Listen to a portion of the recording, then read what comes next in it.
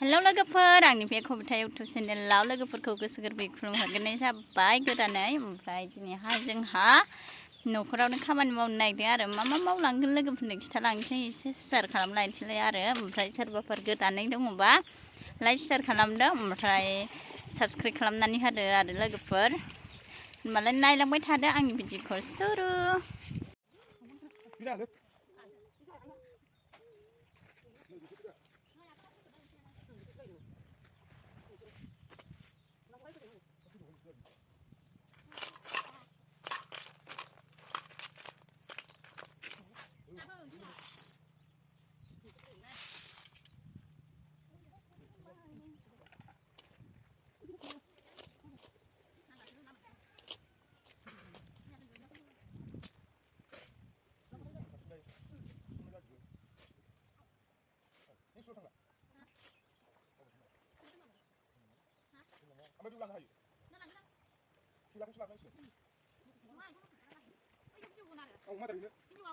आंना फिसालाया थेला नारनो नागिरदों नै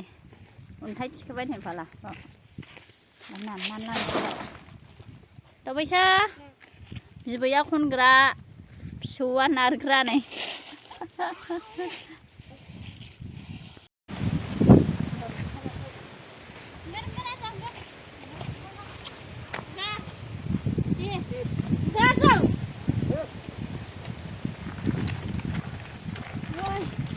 खाथिंखौ हाया सानदों नामा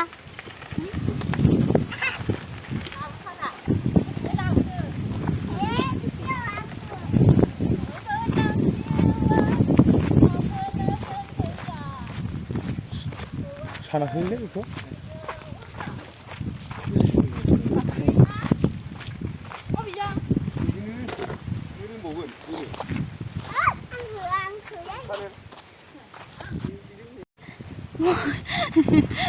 फिसालाया होखाय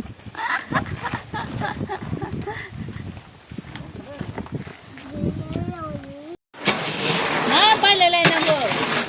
ट्रेक्टर गंसेया 1200 3000 4000 बायनांगौ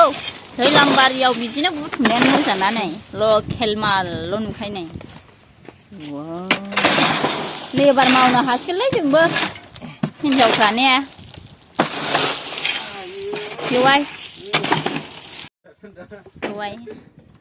नोगोर मोजां दिन माबा बोथोरनि दिनै बेवाय नै आंहा बेवाय दङ बेवायजोंसो खामानि मावो आं फिसार 1 नाम्बार नै न' लुनायाव ओमफ्राय गावनि न'खौनो नोगोर लुजोबखाबाय आरो बेलाय अमा गन्द्राबावसो नै नङा होनबा बेवाय नै बेवाय नायहरलाय नै बेवाय गोदान मोनबावनायनि फाग्ला गोदान लानांगौ दाना लाइन मारिनांगौ आंहा नोंखौसो बोराय गैयियावनो बोरायाखैथ' बेवाया बोराय नङा लोगोफोर नायहरलाय कमेन्टआव खिथाहर दे बेवाया बोराय नङा अन्थाइ खनदों नै लोगोफोर अन्थाइ माबानो मेरला अन्थाइ दंना खनबाय आरो बालाखौबो दैलां बारियावनो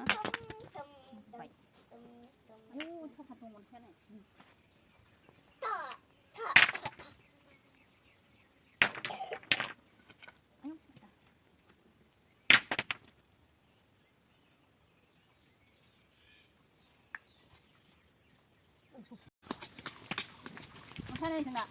खन्थाजों खबान मोनो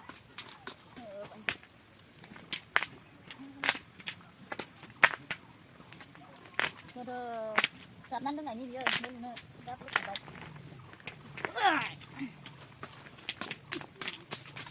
नुवाखै जों बिहामजो बिखुनजो अन्थाइ खनलागासिनो नै थेलायाव थिखांगासिनो नै लोगोफोर मावोलै जोङो ओरैनो थाया जिबो दायो मा खामानि फैयो बेखौनो मावो जोङो बिहामजो बिखुनजो लोगो नांनानै बिजावजालिबो गैयाना ओमफ्राय उफाय गैया बिखुनजोखौ लोगो लानानै मावाबा लोगोफोर गासिनो मेंग्लिजोब्बाय नै खाथेंथेंआनो मेंदों नै अन्थाइआ थेलायाव होजोब्बाय नै दै लांबाय ओंखारलांबाय माया बिलाइ नै जिबौ नै इबो नै जिबौ बिदै नै अन्थाइआव नै इबो ओंखारलांबाय दा फुवान जिबौ फुवान गोजा थायोलै अन्थाइ जाबनानै दोननायमोन आरो ओमफ्राय नै लोगोफोर जोंनानि थारुना नैबे आबर गोजा आरो ओमफ्राय बैयो थारुन मोजां बैयो मोखां गोजा नै ओरैना ग्रौ ग्रौ ग्रौल'खा आइया गायनाय ने नों गाया दिन आरो नों दे लोगोफोर